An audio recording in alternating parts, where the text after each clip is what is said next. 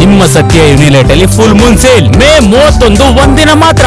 ಸತ್ಯ ಯುನಿಲೆಟ್. ಹಾಸನ ಜಿಲ್ಲೆಗೆ ಈ ಬಾರಿ ಮಂತ್ರಿ ಭಾಗ್ಯ ಗ್ಯಾರಂಟಿನಾ ಅನ್ನೋದೊಂದು ಪ್ರಶ್ನೆ. ಯಾಕೆ ಹಾಸನದ ಬಗ್ಗೆನೇ ಫೋಕಸ್ ಮಾಡ್ತಾ ಇದ್ದಾರೆ, ಬೇರೆ ಜಿಲ್ಲೆಗಳು ಇದೆಯಲ್ಲ ಅಂತ ಬಂದಾಗ ಹಾಸನ ಜಿಲ್ಲೆಯ ಏಕೈಕ ಕಾಂಗ್ರೆಸ್ನ ಶಾಸಕ ಶಿವಲಿಂಗೇಗೌಡರಿಗೆ ಮಂತ್ರಿ ಸ್ಥಾನ ಸಿಗುವಂತ ವಿಶ್ವಾಸ ಇದೆ. ಕಳೆದ ಬಾರಿನೇ ಪಾಪ ಅವ್ರು ಇಟ್ಕೊಂಡಿದ್ರು. ಗೊತ್ತಿದೆ ನಿಮಗೆ ಶಿವಲಿಂಗೇಗೌಡರು ಕಾಂಗ್ರೆಸ್ಸಿಗೆ ಹೆಂಗೆ ಬಂದರು, ಏನೇನು ಕತೆ ಆಯಿತು ಅಂತ.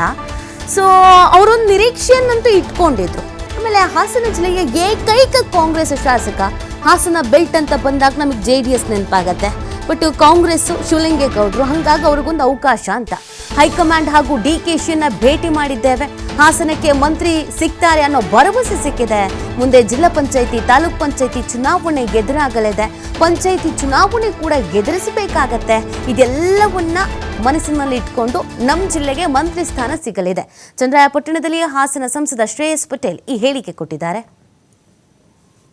ಖಂಡಿತ ಚುನಾವಣೆ ನಡೆಸುತ್ತೆ, ಅದರಲ್ಲಿ ಯಾವುದೇ ರೀತಿಯ ತಾಂತ್ರಿಕ ದೋಷದಿಂದಷ್ಟೇ ಇವತ್ತು ಈ ಒಂದು ಚುನಾವಣೆ ತಡ ಆಗ್ತಿರುತ್ತೆ. ನೀವು ಪತ್ರ ಬರೆದಿದ್ರಿ ಮಂತ್ರಿಗಿರಿಗಾಗಿ ಜಿಲ್ಲೆಗೆ ಒಂದು ಕೊಡಿ, ಏನ್ ನಿರೀಕ್ಷೆ ನಾವು ನಿರೀಕ್ಷೆಯಲ್ಲಿ ಇದ್ದೀವಿ. ಯಾಕಂತ ಹೇಳಿದ್ರೆ ಜನರ ಒಂದು ಬೇಡಿಕೆ, ಅಭಿವೃದ್ಧಿ ದೃಷ್ಟಿಕೋನದಲ್ಲಿ, ಪಕ್ಷದ ಹಿತದೃಷ್ಟಿ, ಕಾರ್ಯಕರ್ತರ ಒಂದು ಬಯಕೆ, ಇದರಲ್ಲೆಲ್ಲ ಮನದಟ್ಟು ಮಾಡಿ ಕೇಂದ್ರ ಸರ್ಕಾರದ ನಿಯೋಜಿತ ಮುಖ್ಯಮಂತ್ರಿಗಳಂತಹ DK ಶಿವಕುಮಾರ್ ಸಾಹೇಬರಿಗೂ ಮನವಿ ಮಾಡಿದ್ದೀವಿ.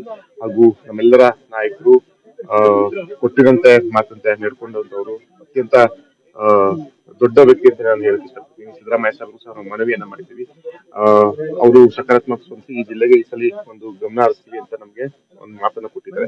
ಜೊತೆಗೆ ನಮ್ಮ ಅಧಿನಾಯಕರಾದಂತಹ ರಾಹುಲ್ ಗಾಂಧಿ ಸಾಹೇಬರಿಗೆ ಒಂದು ಪತ್ರವನ್ನ ಬರೆದ ಮುಖಾಂತರ, ಜೊತೆಗೆ ನಮ್ಮ ಇನ್ಚಾರ್ಜ್ ಸೆಕ್ರೆಟರಿ ಆದಂತಹ ಸುರ್ಜಿವಾಲಾ ಸಾಹೇಬರಿಗೆ ಹಾಗೂ ನಮ್ಮ ಜನರಲ್ ಸೆಕ್ರೆಟರಿ ಆದಂತಹ ವೇಣುಗೋಪಾಲ್ ಸಾಹೇಬ್ ಸಹ ನಾವು ಮನವಿಯನ್ನ ಮಾಡಿದ್ವಿ.